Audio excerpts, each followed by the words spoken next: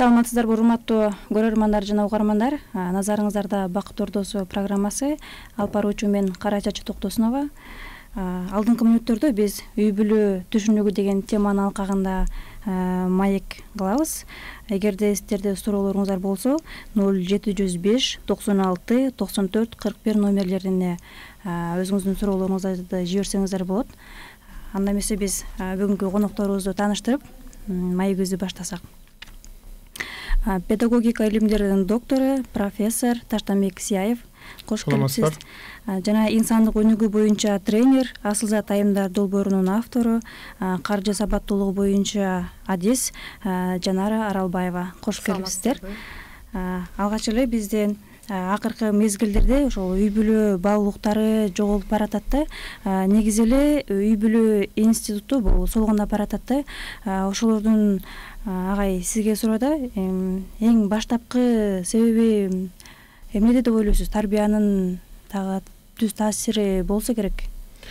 Негизи алганда эми үй бүлө институту солгондоп баратат дегенге кошулбайм. Өзгөрүп баратат деп айталы. Кандай гана коом болбосун, кайсы гана учур болбосун, ал үй бүлө бул негизги коомдун тиреги болуп кала берет. Анан биздики эмнени жөнүндө ойлонобуз?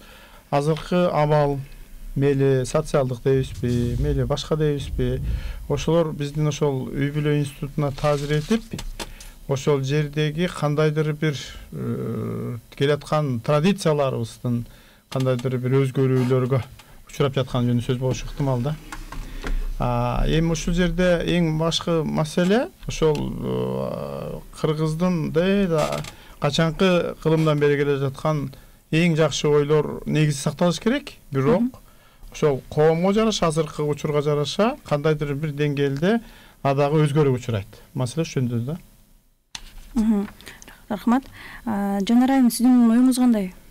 Менин оюмда мындай да, негизи баягы тарбия улуттук болуш керек, анан билим болсо бул чет мамлекеттик болсо дагы туура болот. Анткени биз өзүбүздүн улуттук баалуулуктарыбызды сактап калуу менен ошол балдарыбызды тарбиялай турган болсок дагы мындай өнүгүүгө, өсүүгө бир аябай чоң салымыбызды кошобуз деп ойлоймун. Анткени эми ата эне бул тамыр боло турган болсо, балдар биздин келечектеги ушу мөмөлөрүбүз болуп жаткандыктан биз тамыры ата энебиз кандай боло турган болсо, ошол эгерде үй бүлө бактылуу боло турган болсо, ал бактылуу үй бүлөдөн гана ушу бактылуу балдар тарбияланып чыгат да. Анан көп учурда мен өзүмдүн сабактарымда дагы айтып келемин, 70% үй бүлө кийин мисалы 70% балдар үй бүлөсүнүн эле ата энесинин эле мындай жашоосун кайталап жашаган учурлар көп да. Бул эмнеден буга дагы биз аябай көбүрөөк көңүлүбүздү бурушубуз керек. Анткени көнүмүш адат деп койсок болот. Кандай чөйрөдө боло турган болсоң, адам ошондой чөйрөнү эле тартып алат да жашоосуна. Ошол бул психологиялык жактан жана подсознаниянын иштешинин натыйжасында деп айтсак болот. Көп учурда муну түпкү сезим деп да айтып коюп жатабыз, же болбосо көмүскө сезим деп да айтып коюп жатабыз. Ошонун иштөөсүнөн деп айтсак болот. Биздин аң сезимибиздин иштөөсү сырттагы болгон нерселерди бизге тартып келет да жашообузга. Көп учурда эгерде биз жанагындай кандайдыр бир запкы, кыйын жашоону көрө турган болсок, башка жашоону билбей калышат да. Ал адамдар баягы ыңгайлуу капкан деп жатпайбызбы? Зона комфорта. Андай жашоого көнүп калат дагы, мындай башкача бир жашоону эңсейт. Бирок баары бир деле болбой эле аң сезиминде баягы мурунку сезимдер калып калгандыктан баягы ата эне тарбиясы деп койсок болот, же болбосо ата эненин өзүнүн алып жүрүүсү деп айтып койсок болот. Ата эне үлгү болуп жатпайбы? Ошону баары бир деле кааласа да каалабаса дагы кайталап алган учурлар көп. Менин жеке пикиримде кечирип коңуз. Буга чейин традициялдуу биз эмне дегенбиз?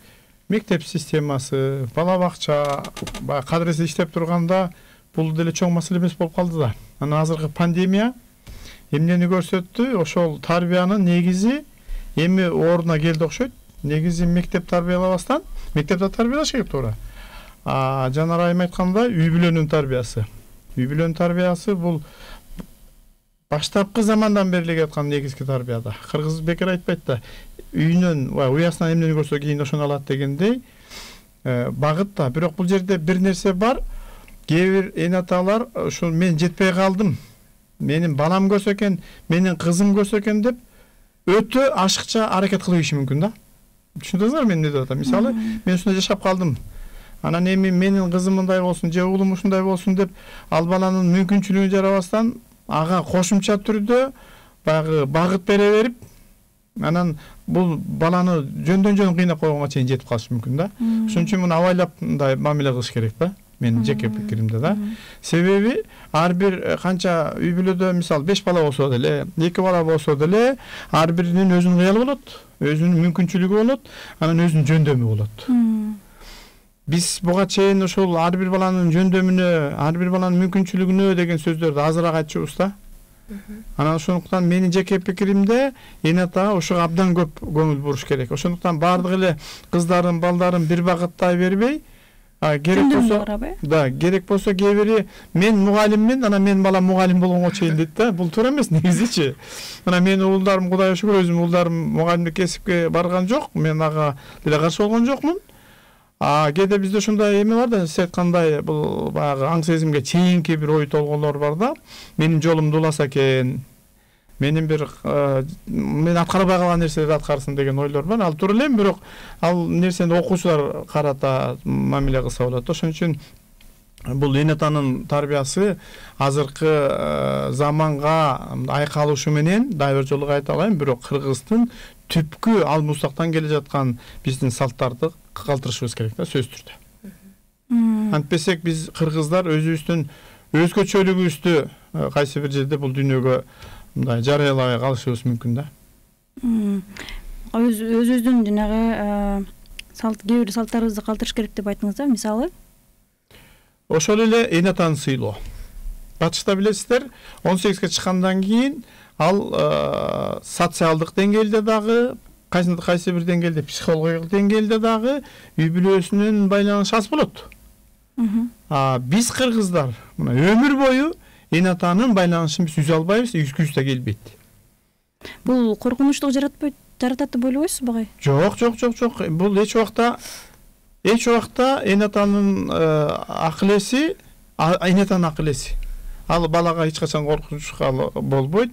Кантип эле эне кызына жамандык каалайт. Бул мындай болушу да мүмкүн эмес. Биздин ушул ой толгоо ушундай болуп калган, 18-ге жеттим, анан мен эркиндикке жетем деген кайсы бир ойлор бар да. Эркиндикке жетсин. Бирок баары бир байланыш үзүлбөш керек. Менин жеке пикиримде. Бул кыргыз ошон үчүн кыргыз. Рахмат. Жанара, сиз жана айттыңыз да, ошол көпчүлүк балдар ата-энелердин жана турмушун кайталап калат депчи.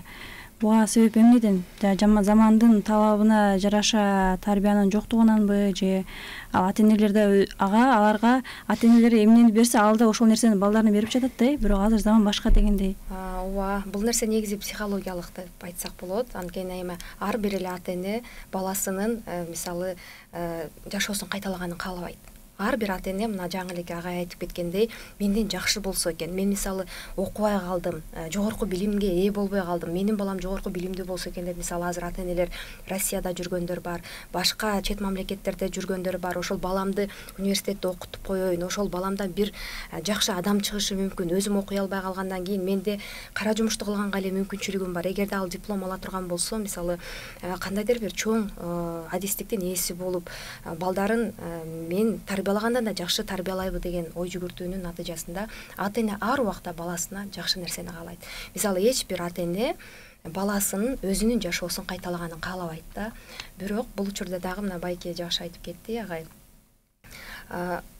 Ата-эне мындай көп учурда ошого эле далалат кылып эле таң аткандан кечке чейин эле иштеп, мен акча тапсам, балдарымды жакшыраак кийинтсем, анткени Советтер Союзунда жетишпестик болгон, мисалы, бирдей эле окшош кийимдерди кийген, жанагы магазиндер, дүкөндөрдө кийимдер сатылганда деле, мисалы, под прилавкой деп сатылчу да. Мен өзүмдүн мамам дүкөнчү болгон эле, ал нерсени мен аябай жакшы билемин.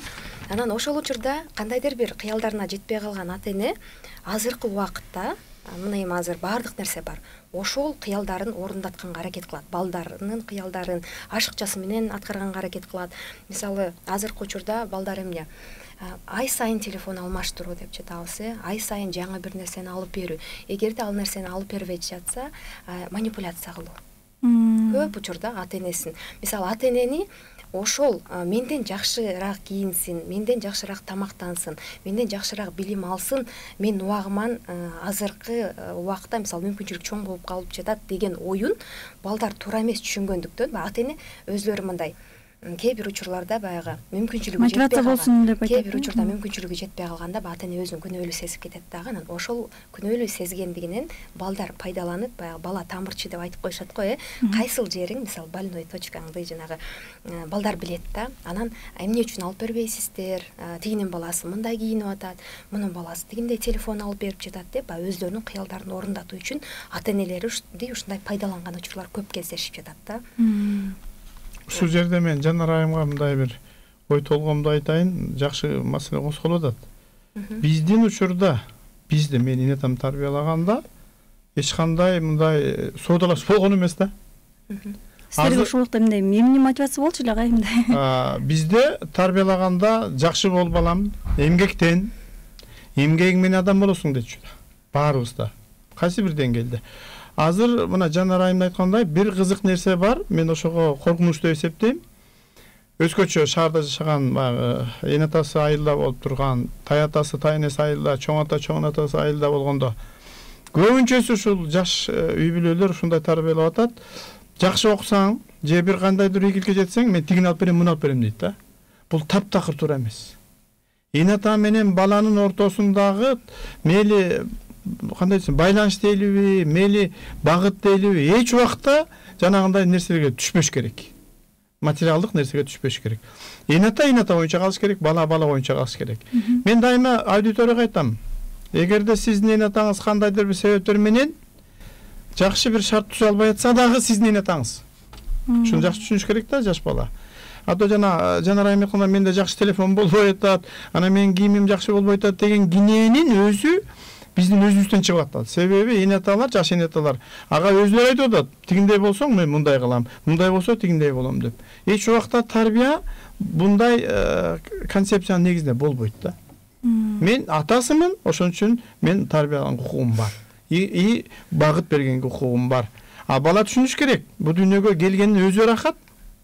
Анан эне атасын сыйлаганды үйрөнүш керек. Жанагындай эле биз барсак, ошо жанагындай бир кандайдыр бир кызыктуудай дейли, азыркы замандын эң бир мындай туура эмес жагына барсак, анда биздин тарбиябыз кайсы бир деңгээлде кандайдыр чоң коркунучка пайда болот да. Ошон үчүн мен жаш үй бүлөгө айтам, сиздер балдарыңыздар менен кичинекей бала анан аны кандайдыр бир деңгээлде жанагындай деген ой менен тарбиялаш керек да. Таза, ачык тарбиялаш керек. Бала качан бактылуу болот? Ал таза үйрөнсө, эмгеги менен. Анан дагы бир нерсени ушул жерден кошумча айта кетейин. Билим менен бакыттын байланышы түздөн түз болбойт. Мен илимдин профессор катары айтайын. Адам эмгеги менен гана бактылуу болот. Эгерде жакшы дыйкан болсо, ал окумуш жакшы адам болушу ыктымал. Үй бүлөсүнө жакшы багышы мүмкүн да. Анан абдан бир бактылуу болушу. Бул бир. Экинчиден, жанагы сапаттар. Менин балам да мендей болсун дегенде бир нерсе жатат. Талант түздөн түз эне атанын түздөн түз берилбейт. Каны менен дагы, гени менен да берилбейт да. Бирок, мисалы композитордун үйүндө дайыма жакшы баягы пианинода ырлар окулат. Жыгачы устанын үйүндө дайыма бир жакшы нерсе жасалат дегенде да. Ал ошол кесипке ыңгайлуу шарттар түзүлүш ыктымал. Түшүнөсүздарбы? Түздөн түз композитор болот, композитордун баласы, сугатчынын баласы сугатчы болот деген теория жок.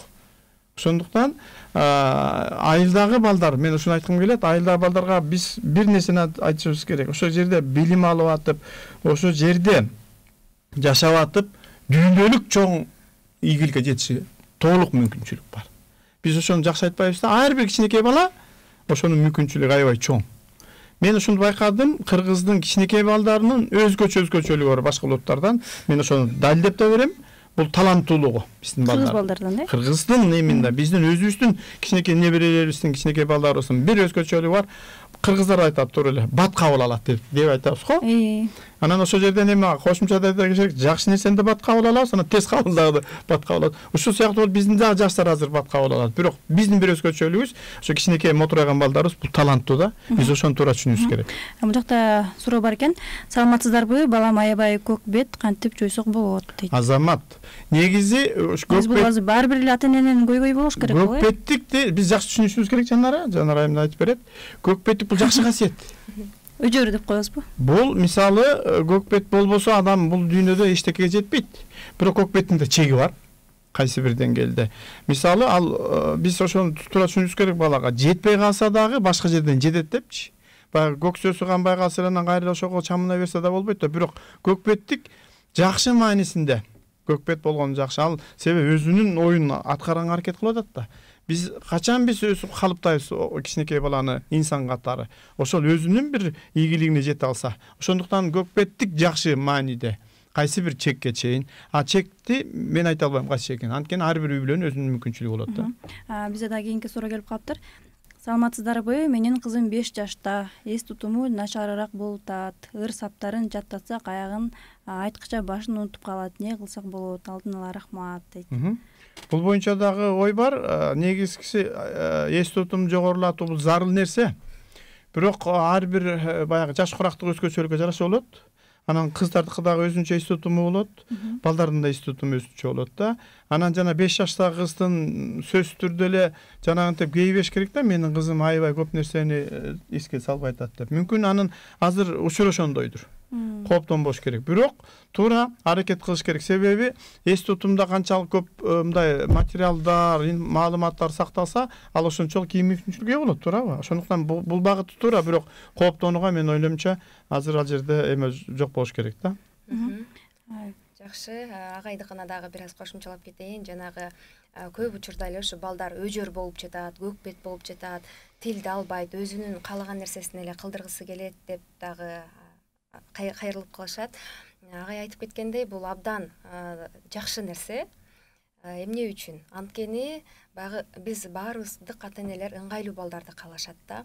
Бирок ошол ыңгайлуу балдардан гений балдар чыкпайт экен да. Өжөр балдардан гана гений балдар да чыгат экен да. Анткени алардын өзлөрүнүн ою бар. Жанагы максатка жете билүүсү бар. Биз мисалы ыңгайлуу баланы тарбиялай турган болсок, же болбосо ошол өжөр баланы биз сындырып кое турган болсок, бул өжөрлүк жаман болбойт деп уруп согуунун натыйжасында көп учурда өжөр балага эмне күч колдонулат да.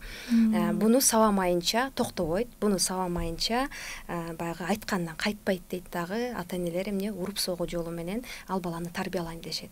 Ал баланы эгерде биз ошол кичинекей кезинде сындырып кое турган болсок, кийин баары бир деле бул нерсе болбойт, же болбосо мен айткан сөзүмдү булар баары бир деле укпайт деген сезимде чоңоет дагы. Анан жана подростковый возраст же болбосо жеткинчек убакта ал балдар жанагы өзлөрүнүн оюн билгизе албаган, тартынчаак балдар болуп өсүп калып жатканы дагы ушул себепкер деп айтмакчымын. Андан тышкары бала ыңгайлуу болгондо эми отур, тур деп биз роботтун бизге эмне кереги бар чынбы? Биз робот бала тарбиялаганда бизге эч кандай пайда жок да. Ал баланын ою болуш керек. Ошол эле ата-энеге болгон сый мамилеси, жакын адамдарына болгон сый мамилеси, ар бир нерсеге өзүнүн ою болуш керек да. Ата-эненин баягы айткан ою эмес, тиги менен сүйлөшкүнүң, буну менен дос болгонуң деген эмес, анын өзүнүн тандоосу болуш керек, өзүнүн ою болуш керек.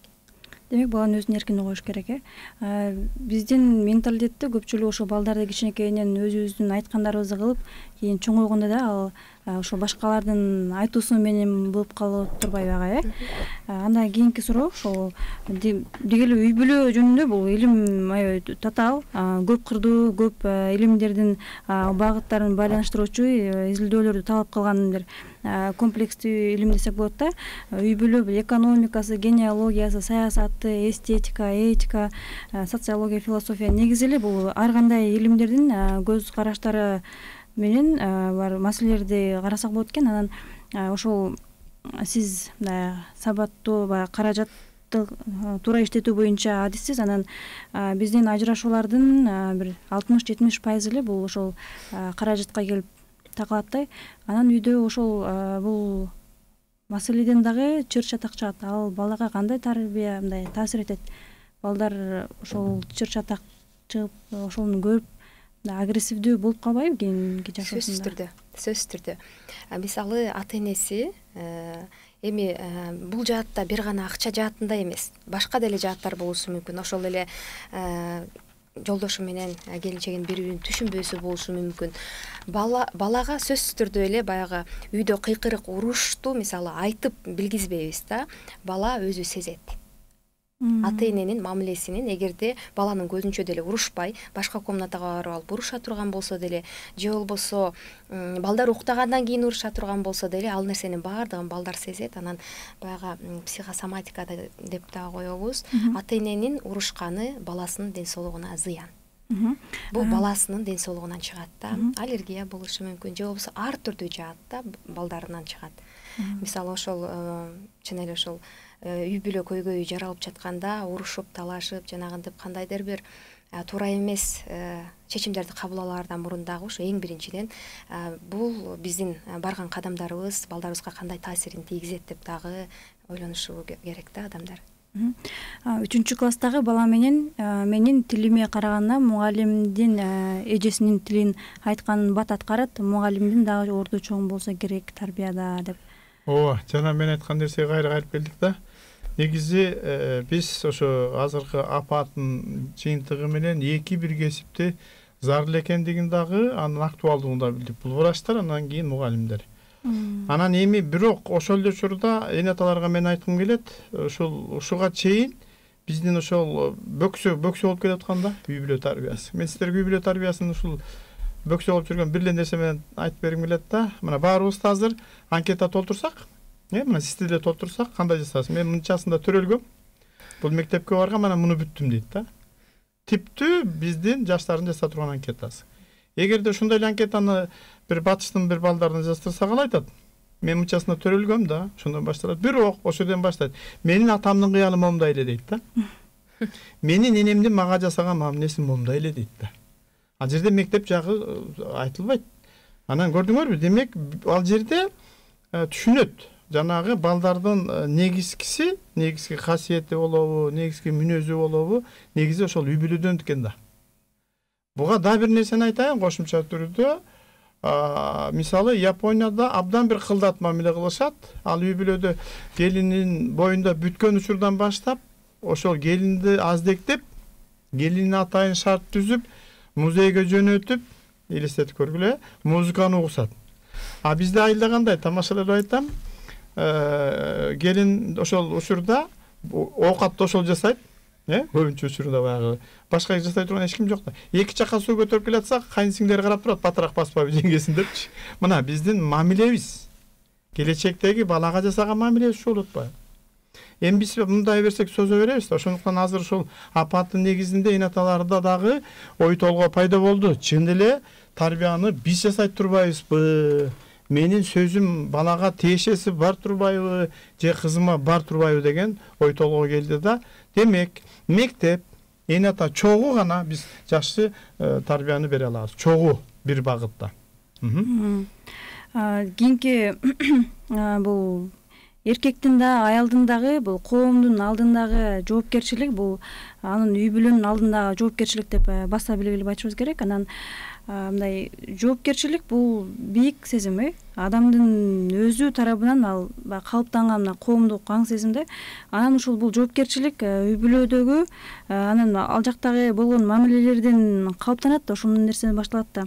Мисалы бүгүнкү ата бул кечеги бала болгон, мыкты атадан тарбия алган бала бул жоопкерчиликтүү, мыкты энеден тарбия алган кыз дагы бул өзүнүн жоопкерчилигин сезет да. Анан бүгүнкү үй бүлөлөрдөгү мындай жоопкерчилик мамилеси кандай? Маселеси балдарга болгон. Азыр мен тескерисинче бир жакшы ойду айткым келет. Биздин учурда эгерде чоң атасы, чоң энеси бар үй бүлө болсо, өзүнүн баласын деле жакшы көрүп бетинен өпчү эмес экен да. Ушундай экен да, абал. Азыр болсо өзгөрдү. Азыр өзгөрдү да, азыр мисалы биз үй бүлөгө барсак, өзүбүздүн мына биздин үй бүлөдө деле тимеле окмуш мамиле кылышат. Бул жакшы эле. Себеби бул ачык, ушундай да. Анан бирок бир нерсеси бар, жоопкерчилик боюнча чындыгында абдан чоң окуя болуп атат. Ошол шаарга келип жаңы жанагы үй бүлө курган жаш үй бүлөгө атайын деле окуу зарылчылыкпы деп ойлойм да. Себеби биз мисалы эне атанын баягы карамагында болбосок дагы ошолор менен чогуу жашадык, чогуу балдарды тарбияладык. Мына биздин улуу балабызды апам тарбиялаган, ачык эле айтайын, кичүү баламды тайнеси тарбиялаган да, ошол сыяктуу. Азыр болсо ошол кичинекей жаш үй бүлө өзлөрүнүн жана сиз экономикалык маселени чечүү менен дагы үйүндөгү баланы тарбиялоо баягы вазипасы жүктөлүп атат. Анан ал аябай ар түрдүү чечилип атат. Кайсы бир үй бүлө шарты болуп атат, мүмкүнчүлүгү болуп атат. Кайсы бир үй бүлөнүн чын эле эне атасы дагы айылдагы эне атасы болобу же башкалар жардам берип атат. Ал эми таптакыр эле өзлөрү жалгыз калган учурда абдан оор да. Абдан оор. Ошондуктан мен жеке пикирим коомчулук да ушуга көңүл буруш керек да. Кандайдыр бир түрдө ошол коомчулук көңүл буруп, ошондой үй бүлөлөргө мейли мектеп жагынан болобу же коомчулук жагынан болобу ошого жардам берип көмөк бергенге зарылчылык барбы деп ойлойм да. Азыркы биздин учурдагы ошол жаш үй бүлөлөрдөгү алардын мурунку муундан кандай артыкчылыктары бар жана кандай кемчиликтерди бар? Бул кемчиликтер деп айтпайбыз. Бул эми философиялык суроо да. Ата менен баланын деп коет, улуу муун менен кичи муундун да. Мисалы мен азыркы муундун музыкасын эле түшүнбөйм. Мисалы сиздердин музыканы жанара мен түшүнө албайм. Биздин бул жанаралда сиздердикин азыр жаш балдар түшүнбөйт болуш керек. Бул эми табигаттан келген нерсе. Улуу муундун көз карашы менен кичүү келаткан муундардын көз карашы бардык эле улуттарда, анын ичинде кыргыздарда бири-бирине окшошпойт да. Мен баягы сөзүм кур болбосу үчүн мисалы биздин чоң аталарыбыз кандай кызды сулуу дечи эле. Эң биринчи эле критерий мойну узун деп айтчу да. Мойну ак куудай болгон деп. Азыр эми биздин кийинки жаштар мойну ак куудай деп айтпайт го дейм да. Бул туура эле нерсе көрүнүш. Ошондуктан муундардын алмашуу болуп атат. Муундардын алмашуусунда деле көз караштар өзгөрөт. Алар өзгөрүшү керек. Бирок дагы бир жолу кайталам, түпкү баалуулуктар кайсы бир деңгээлде калыш керек. Бизде алар чекесинен санасак болот. Кыздарды дайым сыйлоо, үй бүлөдө ынтымак, үй бүлөдө мамиленин тазалыгы, анан жанагындай үй бүлө менен ата эненин баланын мындай бир байланышы баягы кайсы бир деңгээлде узактыгы да биздин өзгөчөлүктөрүбүз. Бизде суроо келиптир. Менин атам аябай ичет. Ата энелерге кантип тарбия беребиз? Аларды ким тарбиялайт дейт? Абдан оор суроо. Мен да жүрөгүм ооруйт. Бул дагы аябай оор маселе. Себеби чындыгында бала ойлонот, кыз да ойлонот, бирок атасына кандайдыр бир таасир бере албайт да. Эми шүгүр деп айталы, кайсы бир учурда бул социалдык проблема. Айталы бир 5 жыл, 6 жыл мурун ошондой бир кандайдыр бир ооруган, эми бул ооруган адамдарыбыз көп эле, азыр азайып калды деп атабыз. Эми бул көрүнүп турат да, жашообуз оңолгон сайын ал оору өзүнөн өзү төмөндөйт. Бирок эми ошондой үй бүлө аз болсун деп тилейбиз да, башка айла жок. Анан бул жерден дагы ошо мамлекет ойлонуш керек. Анан адамдын аң сезими ойлонуш керек. Мен жана айткан сезим ушул да, кыргыздар жакшы нерседен да батка болуп алып, анан кийин начар нерседен да батка болуп алат да. Азыр эми шүгүр деп айталы, мына азайды. Мен ачык айтайын, мындай тенденция азайды болуш керек, жанара айым. Жанара айым көбүрөөк адис болуш керек. Эми сиздин оюңуз кандай болот эми ушу боюнча?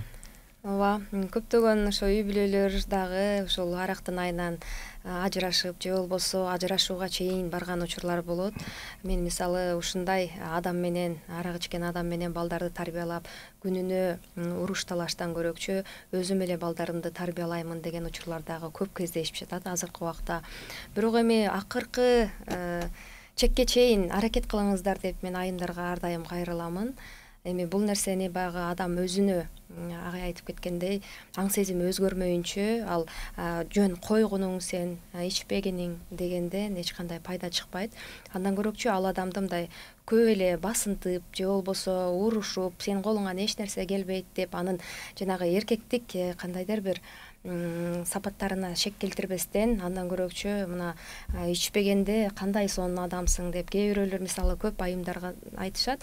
Ой ичпесе андан жакшы адам жок дейт да. Анан ошол учурда деп айтат элем да, мындай соо убактарында жакшы сөздөрдү арноо менен ага мындай агыны шыктандырып десем болот да, шыктандырып мына балдарыңды карачы чоңоюп келатат деген сөздөрдү айтып мындай ачык сүйлөшүп эми аракет кылыш керек деп ойлоймун да. Анан эми алба соо кезинде эле сен эмнеге ичесиң, анан сен мас болгондо такырып мени укпайсың, азыр мен соо кезиңде айтып калышым керек, тигини оңдобойсуң, муну алып келбейсиң, акча жок, ана мына деп эле баягы кандай десек психологический жактан аны мындай басынта бере турган болсок, ал эмне кылат, кайра эле барып ичип алат да, баягы аялынын сөздөрүн уккусу келбегендин натыйжасында деп айтсак болот. Эми бул өтө эле чоң көйгөй. Бул жакта эми чынын айтканда бир гана үй бүлө өзүнө жардам бере албайт, ошол биздин өйдө жактагы адамдар дагы, коомчулук дагы бул нерсеге өзүнүн салымын кошушу керек да. Кийинки суроо, ата энеси жакшы тарбия бере албаган балдардан да кыйын чыккандар бар. Ата энеси бөпөлүп, аябай тарбияны мыкты берип жатса да, ар кандай жаман терс көрүнүштөрү жасап жаман жолго кетип калган балдар бар. Буга эмне дейсиздер дейт. Бул жерде абдан жакшы мисал келтириптир. Жана мен айтпадымбы? Тактап айтканда композитордун баласы сөз түрдө композитор болбойт деп идеяны айттым го. Бирок бул жерде жакшы бир нерсеси бар. Мен ошону айткым келет да. Биз ушунуга чейин ушинтип келгенбиз, мектеп тарбиялайт, анан үй бүлө тарбиялайт депчи. Анан орто жерде дагы бир нерсеси бар да. Анын курбулары тарбиялайт. Эң чукул социум бул анын достору, анын курбулары экен да. Биз канчалык аракет кылбайлы, канчалык мектеп аракет кылбайлы, жакшы нерселердин баарын айталы, курбулары келип бир сөз айтканда, ал жанагы биздин тарбиянын баары жоголот экен да. Ушундай чоң маселе. Ошондуктан биз эната дагы, мектеп дагы ошонун өзүнүн социумун эми тандаган болбойт. Бул таптакыр туура эмес. Менин балам сен тиги менен дос бол, анан муну менен дос бол дегендин өзү туура эмес. Мен дароо айтайын, Илимпоз катары. Бала өзүнүн ыңгайлуусуна жараша, өзүнүн дүйнөсүнө жараша, өзүнүн көз карашына жараша ар түрдөн бул чоң маселе. Бирок биз ошону билишибиз керек, кимдер менен курбу болуп атат. Анан жалпы ошо курбулардын бир багытын өзгөрткөнгө аракет кылыш керек. Түздөн түз бирөөнү же экөөнү же үчөөнү дегендей болбойт. Ошол жалпы социумду тарбиялаганга мүмкүнчүлүк бар. Ошондуктан биз унутпашыбыз керек. Демек, тарбия, мектеп, тарбия бул эната, үй бүлө, анан тарбия анын курбулары. Ошондо гана жанагындай чоң маселе чыкпайт. Анан эми чындыгында абдан катаал маселе, туура маселе, жанагы үй бүлөсүндө абдан бир мындай мүмкүнчүлүктөрү бар болуп, андан ошол жерде оор маселе чыгып калат деген эми бар ошондойлор. Бирок ал жерде бир эле маселе болушу мүмкүн. Бул жерде материалдык көз караш ички дүйнөлүк көз караштан жогору болуп кеткенде да. Биздин мүмкүнчүлүгүбүз аябай жогору.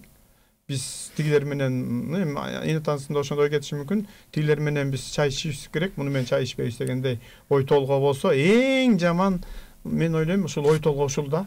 Эң жаман. Биз бул дүйнөдө келгенден кийин мели бай болбойлу, мели бийликте турбайлы, мели кызматта турбайлы, ошону биз туура түшүнүбүз керек. Бул дүйнөдө баарыбыз эле бирдейбиз. Бардык жерде. Ошондуктан балага да ошону түшүндүрүш керек да. Байлык, бийлик бат эле. Ошону айтыш керек. Эмне калат? Ички дүйнө калат. Ошондуктан канчалык аябай жакшы шартта жасаган энета да айтыш керек.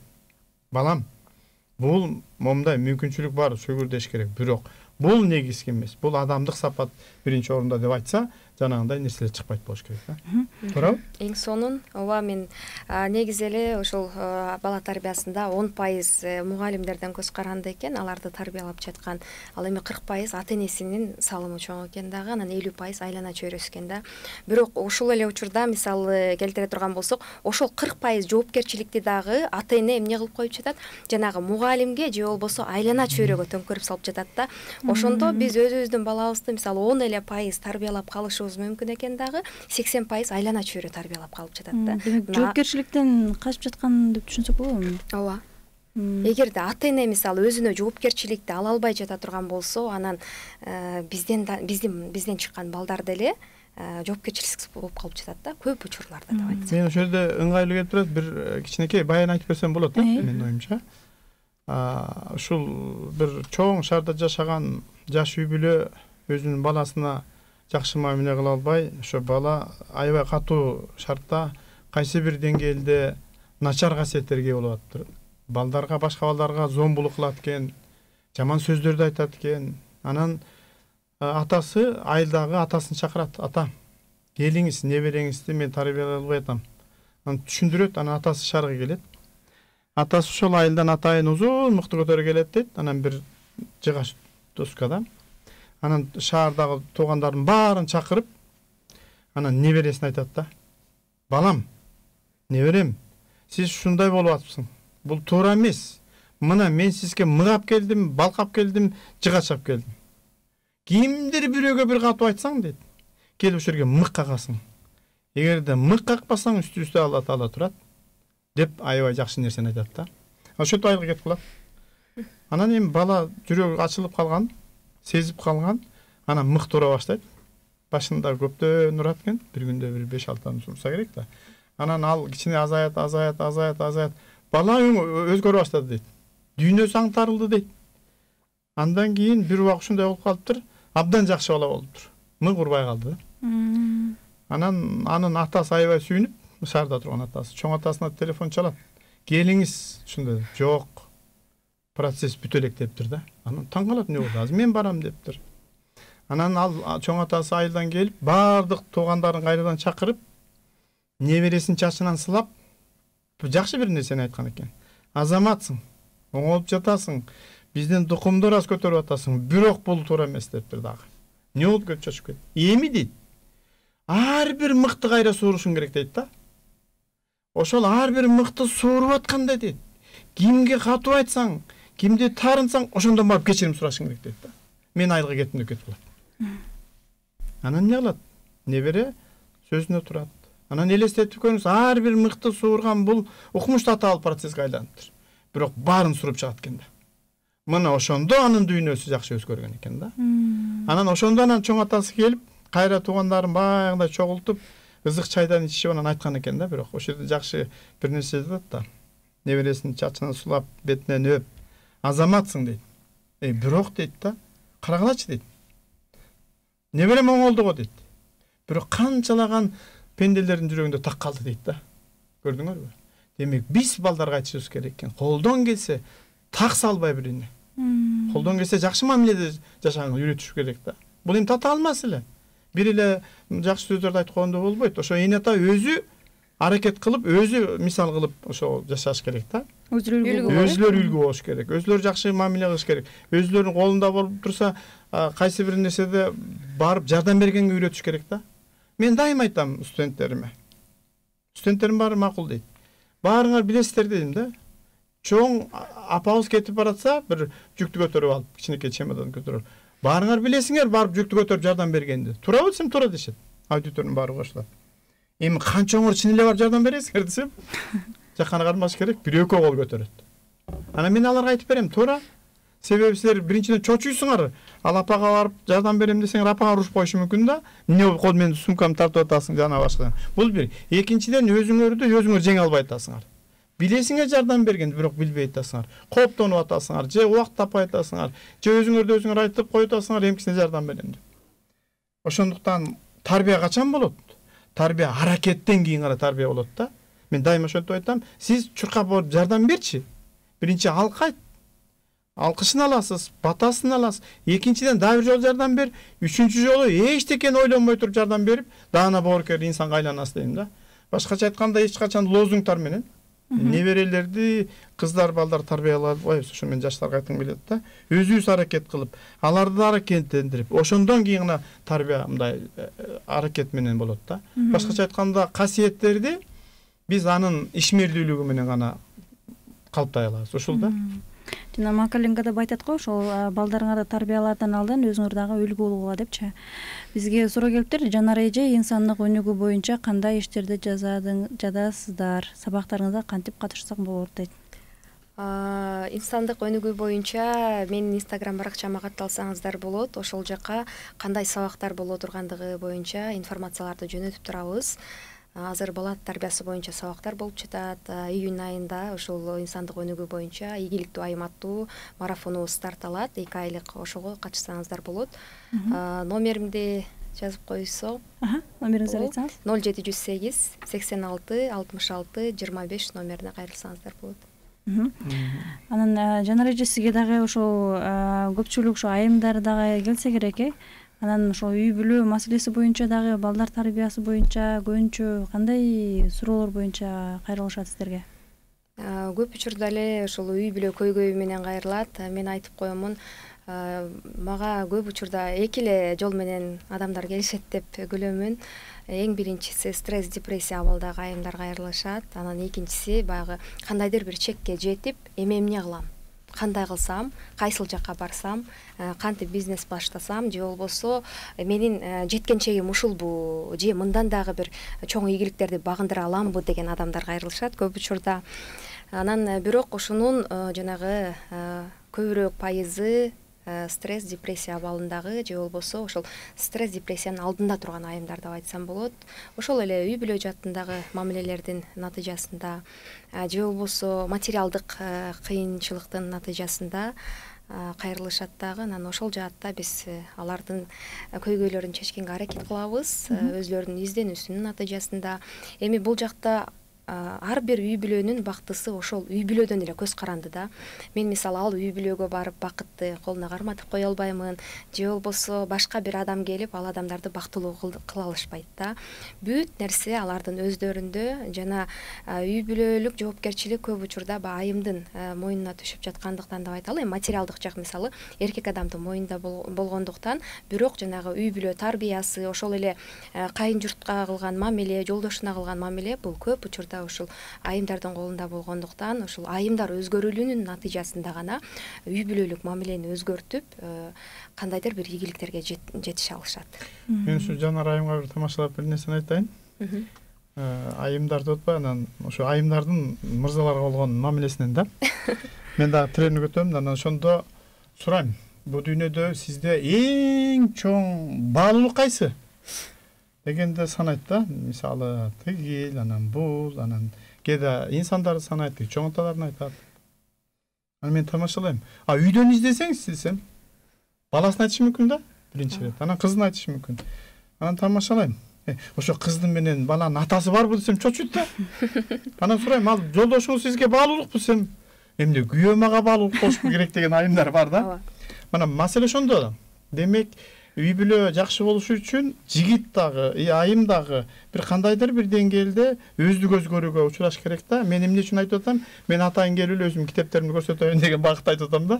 Мен да ошонун атайын жаштар үчүн, эми бул жерде айымдар же жигиттер деп бөлгөндө болбойт. Меники жаштар аудиториясында ошондо ийгилик булагы деп китептерди чыгарып, мынакей оператор жигитибиз көрсөтүп койсо керек. Бул ийгилик булагы деп аталат. Анан бул азыр Кыргызстанда Бишкек шаарында жанагы жаңы жакшы ачылган магазин бар экен. Проспект Мирада, шанс деген, ошондо барып алса турат да. Анан ал эми калгандары болсо мен дагы атайын ошол каалоочулар менен иш алып барып атам. Эми меники аудиториям кичине кененирээк болуш керек. Ал жерде жаштар дагы, айымдар дагы, мырзалар дагы баары келсе болот. Ал жерде менде жеке мындай инсандык өнүгүү жалпы жагынан да, сиздики ошол жанагы көбүнчө үй бүлөгө болсо, меники көбүн эсе максатты кантип коюш керек, кантип жакшы жашаш керек, кантип тарбиялуу болуш керек. Анан азыр эң чоң маселе ушундай бар экен, ушул жерде да мен аспектин айтып коеюн. Бул биздин эмоциябыз боюнча да. Эмоция аябай татаал процесс экен да, биз ойлойбуз, эмоцияны түшүнөбүз экенбиз деп. Анан экинчи да бир маселе бар. Биздин тарбиябыздын бир башаты ушундай. Жаштарга айтабыз, эмоцияны көп билдирбеш керек го депчи. Оң колдун ачуусун сол кол менен карма дегендер бар да. Бул кайсы бир деңгээлде илимий түрдө адашуу экен, себеби эмоцияны жашырганда адамдын өзү күч келтирет экен да. Туура? Аябай. Ошон үчүн маселе тыйганда эмес, маселе аны жашырганда эмес, маселе эмоцияны башкарууда экен да.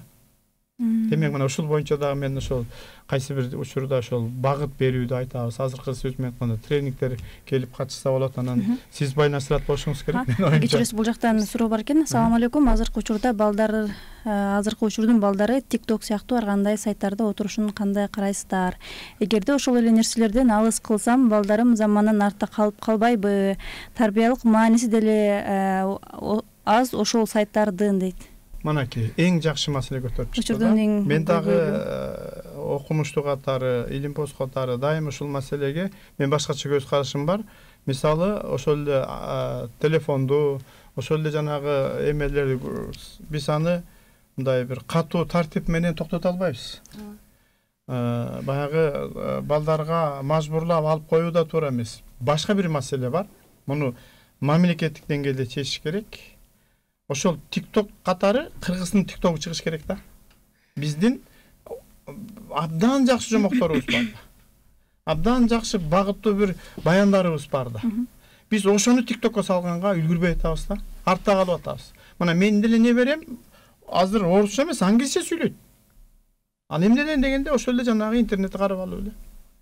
Биз кайсы бир деңгээлде артта калып атабыз да. Ошон үчүн ал TikTok'ту мындай жаап коюп, же жанагындай соодалашып, тамак ичсең тини көрөсүң, тамак ичпесең муну көрөсүң дебейт.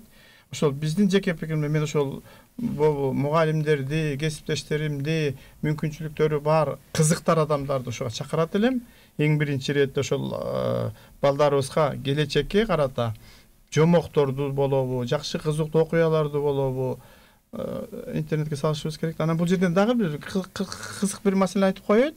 Мисалы азыр чоң коноктордо турсак, кайсы бир аксакалдарга сиз билесиз да жакшы, чучукту берип койсо, чучукту бусалбаган аксакалдарыбыз бар. Кечирип койгула. Бул эми мен айта турган учур келип калды. Эмнеге дегенде ал аксакалдын да күнөөсү эмес. Аны үйрөтө турган социум жок болуп калды да. Эми болуп бир аксакал тийишпей эле кой. Эми сиздерге мен айтайын 2 айымга. Сиздер азыр жакшы көргөн жигитиңерге бет ашыга сайма-сай бересиңерби? Жок. Жок. Мына ушундай жакшы багыттарыбыз калып атат да. Ошону биз жанагы TikTok'ко салышыбыз керек. Кичинекей кыздарга үйрөтүш керек. Мына жакшынакай отуруп алып, ийне сайма-сайганды. Макулсузбу? Бир кызык нерсе, мен ошо 2 жыл болду, азыр интернетте турат, ошону көрүп койсоңор болот. Топташты үйрөткөндү тартып койдук да. Улуттук оюндардан. Улуттук оюндан топташка тартып койсок, мага ошол замат Америка Кошмо Штатынан бир айым мага ыраазычылыгын билдирип атат. Профессор, сизге чоң рахмат. Мен небереме кантип топташты үйрөтө албай аттым эле дейт да. Мына жөнөкөй эле нерсе. Чындыгында келгенде, мына энеталарга айтыш керек, топташты ойногон кыздардын реакциясы менен азыркы кыздардын реакциясын салыштырып көргүлөчү. Там бардыгы бар. Бардык геометриясы бар, акыл эси бар, шамдагайлык бар, баары бар экен да топташтачы. Демек биз ошону жайылтышыбыз керек да. Маселе ошондо. Демек биз ошол башка сырттан келген оюндардын ордуна биз өзүбүздүн улуттук оюндарыбызды туура ошону койгонго биз тездешибиз керек. Биз кечип атабыз. Канталамай, чүкөлөр боюнча канча оюндарыбыз бар, Ошол эле оромпой тепмей, мен өткөндө таң калдым. Мен тренинг өтүп атсам, кичинекей кезде эмне кылчу элеңиз десем, оромпой тепчүмүн деп айтты да абайлык кыз. Таң калдым. Мен жигиттер тепчү эле, көрсөм мен да билбейт экенмин, оромпой теп чоңойгон кыздарыбыз бар экен да. Бул жакшы нерсе. Азыркы жаштар ошол оюндардан кабары жокпу же ал мындай жакшы чыга албай жаткандыктан ал мындай оюн бар экендигинен кабары жокпу азыркы жаштар? Азыркы жаштарыбыз мындай да, эмеден карасаңар тамашалап жүрбү. 2 саат баламды кийгизип дейт неберемди. 15 мүнөт ойноп келди дейт да. 2 саат кийинет, 15 мүнөт ойноп келет. Такыр ойногондо балдарда кыймылсыз болот. Азыр эң коркунучтуу кыймылсыз балдар көбөйүп атат. Эң жаман жери керелдин кечке. Ишенесиңерби? Ушуну биз кайсы бир мамлекеттик деңгээлде десем эми аша чабызбыр, жок коомчулуктун кандайдыр бир деңгээлинде мушого көп салышыбыз керек. Балдарды ойнотушубуз керек. Кадимкидей эле ойношубуз керек, жакшымак ойнош керек, Силер биз кандай ойнодук эле? Силер да ошондой ойун ойногонсуңар, туурабы? Керелдин кечке ойночу элек да.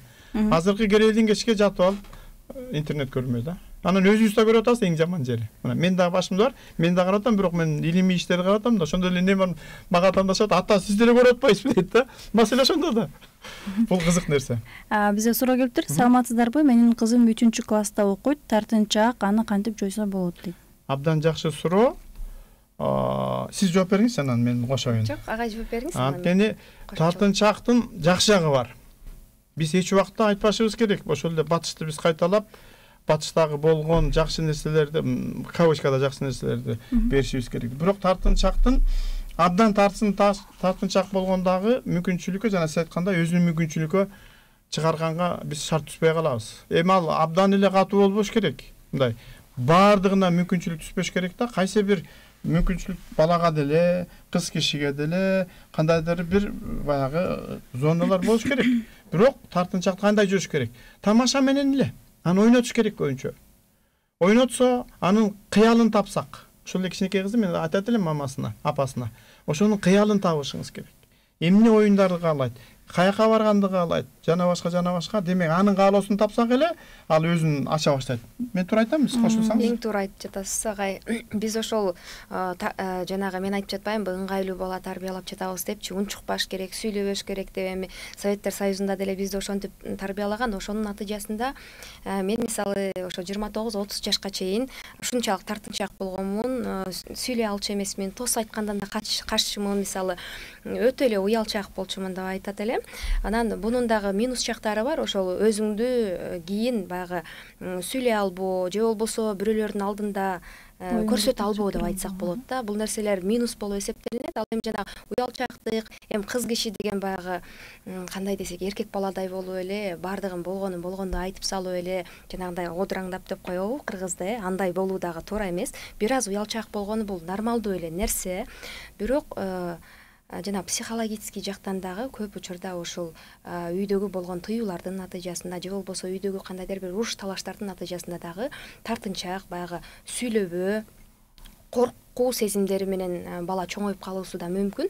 Эгерде ошондой боло турган болсо, мында көбүрөөк сүйлөшүп, баланын оюн таап, эмнеге кызыгат чын эле, ошол жакка бул баланы берип дегенде кандайдыр бир кружоктор, мына агай айтып кетти, сайма саюугабы, түймө түйүүгөбү же болбосо бийгеби, ыргабы, кайсыл жакта шыгы боло турган болсо, ошол жакка бере турган болсок, ал бала өзү кааласа деле ал жактан ачылып кетет да. Анткени ал ошол жак жагат. Баланын каалаган жагына берип кое турган болсок, же болбосо ошого шарт түзө турган болсок, ал жерде сөзсүз түрдө ачылат. Мен ушул жерден пайдаланып суроо берип аткан баягы жалпы көрүүчүлөргө, ушуларга бир нерсени айткым келет. Мен өзүмдүн YouTube'да каналым бар. Анан ошону издеп тапса бат эле табат. Сия десе, ошол жерде бир багыттуу көрсөтмөлөр бар да, ошону караса болот. Болбосо ошол аркылуу же кандайдыр соц тармак аркылуу бизге тапса, мынакей биз жардам бергенге даярбыз да. Эми баарына жардам бере албайбыз го, бирок баягы кайсы бир деңгээлде мүмкүнчүлүккө жараша жардам берсе болот. Анан коомдогу азыр үй бүлөнүн абалы кандай негизи? Тарбия берүү, негизи эле өздөрүнүн үй бүлө институтунун абалы жаман эмес. Себеби коом өзгөрүп атат. Жаман эмес. Себеби азыр өзүңүздөр байкаңыздар, биздин бир 20 жыл мурдагы эле абалыбыз менен азыркы абалды салыштырууга мүмкүн эмес. И мындан дагы кийинки убактарда дагы өзгөрө көп болот. Биз такыр тартынбашыбыз керек. Биз дагы кыргыз үй бүлөсү дагы өзгөчө жаштар. Биз милдеттүүбүз жакшы жашаганга. Себеби биздин элибиз күчтүү, биздин жаштарыбыз күчтүү, биздин жаратылыш таза. Анан эң жакшы жери биздин продукцияларыбыз таза, экологиялык жактан маселеси жок. Мейли эттерибиз дагы макулдарсызбы? Ошол эле биздин жер жемиштерибиз эң жакшы. Биз көбүнесе баягы мындай катуу, мындай атайын жасалган нерселерди көп жебейбиз да. Адамдын ушундай, адамдын ойлоосу дагы, мүмкүнчүлүгү дагы мүмкүнчүлүгү жарашат. Ошондуктан мен ишендирем. Биз жакшы ойлуу үйрөнүшүбүз керек. Биз эң оболу бирибизге жакшылык каалаганды үйрөнүшүбүз керек да. Эң кызык жерибиз, эми бул жөнүндө өзүнчө бир чакырсаңыз шону айтып берсек болот. Биз бирөөнүн мындай кейип турганына чачын сылайбыз, барып жаман болду депчи. Бирөө жакшы болуп турса, кандай карайбыз? Мен айтпай эле коет. Ошону жебеш керек да. Маселе ошондо. Рахмат. Кийинки суроо Жанар айым сизге. Балдарга өз алдынча жанагы личность деп ошону калыптаныш үчүн мээрим керек. Ата-эненин, атанын өзүнчө, апанын өзүнчө. Бирок учурда азыр көпчүлүк ата-энелер баягы мигрант болуп сыртка кип жатышат. Бирок ошол мигранттардын балдарынын абалы кандай? Эртеңки келечекте мээрим көрбөгөн балдар тарбия жактан кандай болуп калат? Алардын келечеги кандай болот? Кандай? Ооба, өтө эле жанагы биздин Кыргызстанда ошо миграция боюнча аябай кыйын эле абал болуп жатат деп айтып койсок болот. Анткени бул жакта ошол айым же болбосо мырза гана мисал кыйналбастан алардын балдары эң биринчи орунда, алардын балдары кыйналып жатат. Эмне дегенде ушул жерде ата энесине тыштап коюп жатат да. Мисалы тайэне болобу, чоң эне болобу, же болбосо бир туугандарына, эже сиңдилерине тыштап кетип жатат. Баягы ата эне берген мээримди баары бир деле алар бере албайт. Мисалы энени эч убакта ата ордун баса албайт жана атанын ордундагы эне баса албайт да. Ушул жаатта негизи эле бала ата эне менен чогуу болгону дурус. Анан буюрса эми кийинки эфирлерде дагы мүмкүнчүлүк боло турган болсо. Жана айымга мен кошумча кылайын. Бул жерде сиз айткан маселе кайсы бир деңгээлде чечиле турган маселе. Бияктагы баласы калса. Маселе ошол жерде жүргөн үй бүлө жөнүндө сөз болушу мүмкүн да. Түшүндүңүз? Эгерде ал Россияда болобу, же башка өлкөдө болобу, ал биринчи муун кайсы бир деңгээлде кыргыз болушу мүмкүн да. Анын калган кийинки муундары эмне болот? Туман. Түшүндүңүзбү? Маселе ошон үчүн жана мигранттарды колдон келсе, эгерде биз өлкөбүз калабыз десек, колдон келишинче мүмкүн болушунча чакырып эле биз өзүбүздүн өлкөбүздү гана бактылуу боло алабыз. Бул жакшы нерсе. Рахмат. Тилекке каршы биздин убактыбыз соңуна чыгып калыптыр. Азыркы маегибиздин аягында эркин микрофон. Сиз баштаңыз. Урматтуу кыргызстандыктар, урматтуу ушул биздин көрөрмандар, бардык эми баардыгыңыздарга үй бүлөлүк бакыт каалайбыз. Бактылуу үй бүлө жана гана бактылуу балдарды тарбиялайт деп жатабыз. Ошон үчүн үй бүлөдө бактылуу болуп, ата эне бири-бирин түшүнө турган болсо, бул сөзсүз түрдө баланын тарбиясына дагы, кийинки келечегине дагы өзүнүн аябай чоң салымын кошот деп ишенем. Биринчиден бизге ошо кызыктуу суроо берип аткандарга мен аябай ыраазычылык билдирем. Демек кайсы бир деңгээлде кызыктуу жараттык болуш керек. Анан жалпы кийин уга турган же кандайдыр бир соц тармактардан шуну угуп эметсеңиздер, анализдеп көрсөңүздөр, бир эле нерсени айткым келет. Биз ишенүү менен жашашыбыз керек. Кыргыздын келечеги сөзсүз түрдө болот, Кыргызстандын сөзсүз түрдө келечеги болот. Биз азыр жакшы өнүгүү багытын алып атабыз. Ошондуктан баарыңар ишенгиле. Биз ушул жерден мен ошону баса көрсөткүм келет. Көбүнчөсү ушул кайгырып жашайт да. Ошон үчүн урматтуу жаш үй бүлө, сиздер кайгырсаңар, балаңар кайгырат, сиз айткандай. Ошон үчүн келгиле, кабактачалы. Позитивдүү жашайлы. Жакшы сөздөрдү айталы, балдарыбызга, кыздарыбызга. Сиздер ишенип айтсаңар, алар биздин келечегибиз болот. Ошондуктан баарыңыздарга мен өзгөчө ушу баардык жаштарга айткым келет. Ишениңиздер, баары өзүңөрдүн колуңарда. Баары жакшы болот. Урматтуу биздин көрөрмандар жана угармандар, бүгүн бизде конокто педагогика илимдеринин доктору, профессор Таштанбек Сайпиев жана инсандык өнүгүү боюнча тренер, Асыл Зат айымдар долбоорунун автору Жанара Аралбаева болду. Келип бергениңиздер үчүн чоң рахмат. Буюрса биз сиздер менен кийинки жуманын аягында көрүшөбүз. Анықтан аман болуңуздар, көрүшкөнчө.